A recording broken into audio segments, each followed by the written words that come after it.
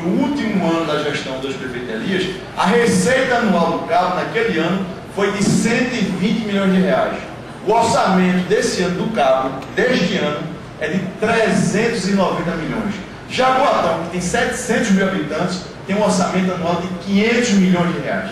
Então, proporcionalmente, nós temos muito mais dinheiro para investir. Então, o nosso problema não é ter dinheiro para fazer obra de infraestrutura. Temos e muito.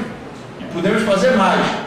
Acontece que a questão não é mais essa. A questão é como a gente pode fazer com que a nossa população cresça no mesmo ritmo dos investimentos. Daí eu coloquei algumas questões que a gente apresenta como desafios, que podem, evidentemente, se somar a outros, apenas estou colocando aqui para provocar.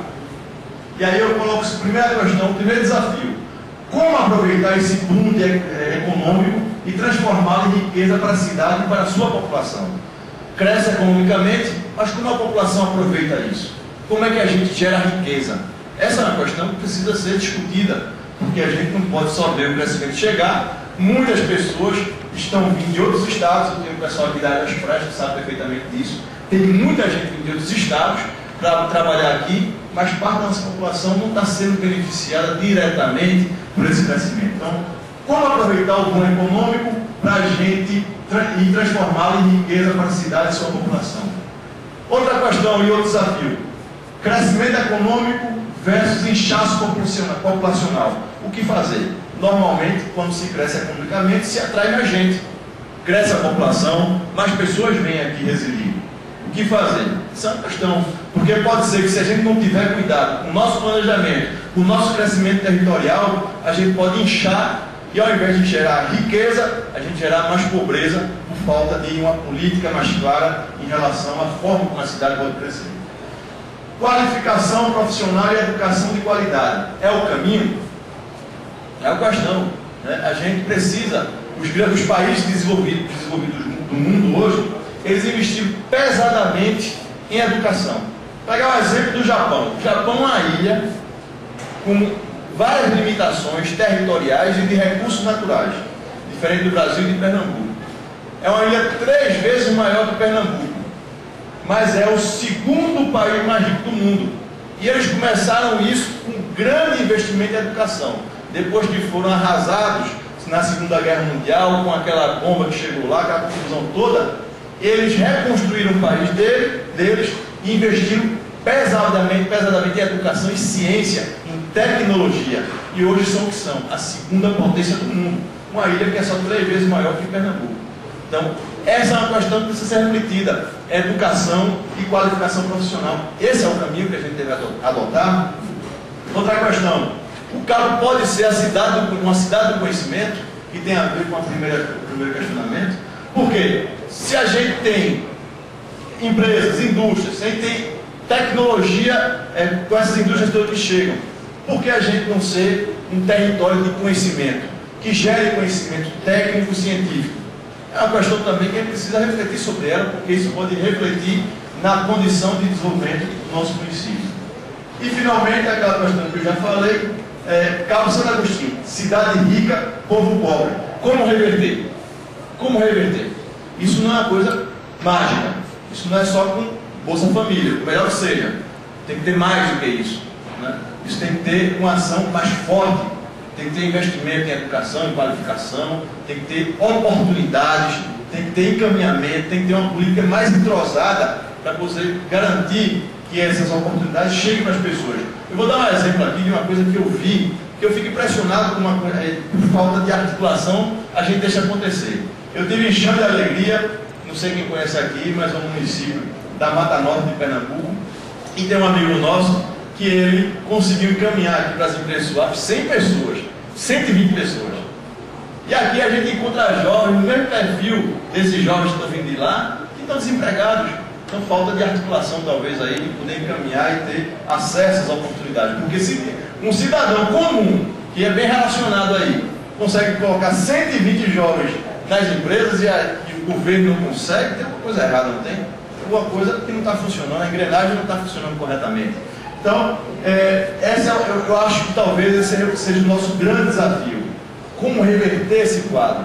Nós temos 84% da população do Cabo com até 2 salários mínimos de renda. É muito. A gente não tem uma classe média muito definida. A gente não tem isso. Então isso é um quadro que é preocupante, né? Que a gente precisa ver como é que reverte isso. E, para mim, eu acho que o grande investimento é na educação e na qualificação profissional das pessoas. Desafio para o futuro. Eu coloquei 2 questões, 2 ideias minhas, 2 falas, na verdade, para apenas ir balizando um pouco do que eu imagino que é o desafio do futuro do Cabo. Lógico que a gente construir o futuro não é só com a ideia de um cidadão, de uma pessoa, por mais bem intencionada que seja. É um conjunto, é um coletivo. É todos nós aqui pensando e nos mobilizando para ver que futuro a gente quer para a nossa cidade e para essa região. Mas eu coloquei apenas para também ajudar essa reflexão. Na nossa avaliação, o desafio para o futuro é o seguinte: o desafio do Cabo Santa Agostinho para o futuro é gerar riquezas e oportunidades para seu povo, de forma sustentável, preservando nosso meio ambiente, porque não vai ter desenvolvimento sem preservar o meio ambiente. Isso tem muito a ver com saneamento, com cuidado das nossas reservas naturais, tendo as pessoas como prioridade absoluta. Se a gente não investir nas pessoas, a gente não vai se desenvolver, a gente não tem desenvolvimento sustentável. Para isso, é necessário um forte investimento em educação de qualidade, qualificação profissional, saneamento básico, saúde e segurança pública. Eu não sei se vocês viram recentemente, o Jornal do Comércio divulgou um estudo com os empresários aqui desse entorno de Suape, e eles levantaram as principais preocupações deles em relação aos investimentos que eles estão fazendo ou que eles imaginam em fazer ou ampliar. 2 questões despontaram. Uma é a segurança. Apesar de alguns avanços, a segurança continua sendo um fator de preocupação do empresariado que está aqui investindo. Então, é uma questão ainda que precisa merecer nossa atenção, até porque nós temos hoje um fator que se alastra e se agrava, que é a droga, sobretudo o crack. Então, essa é uma questão. A outra questão que eles levantaram é a corrupção.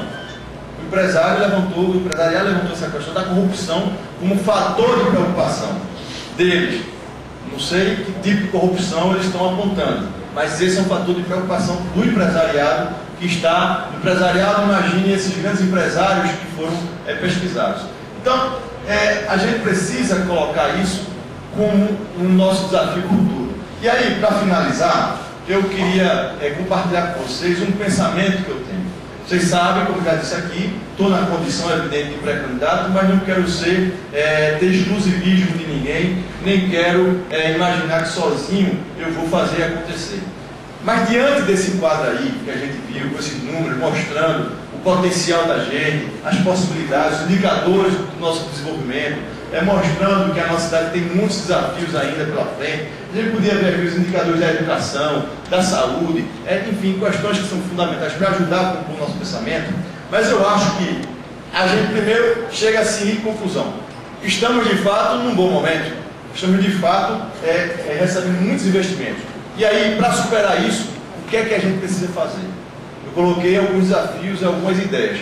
Mas eu acho que fundamentalmente a gente precisa construir um consenso. A cidade do Cabo precisa construir um consenso. E acho que a gente tem que ter muito cuidado nas campanhas eleitorais. Por quê? E falo isso como político que sou, como quem já disputou muita eleição. Eleição normalmente divide as pessoas. É natural e é da democracia. Fulano torce por ciclano, outro torce por beltrano, eu sou vermelho, outro é azul. Essa confusão é a briga de vizinho que acontece às vezes, que a gente não tem como controlar isso.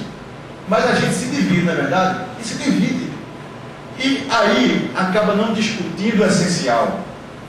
Aí falta o conteúdo no debate, porque fica a rixa de adversário, a briga de comadre, e a gente não discute o essencial.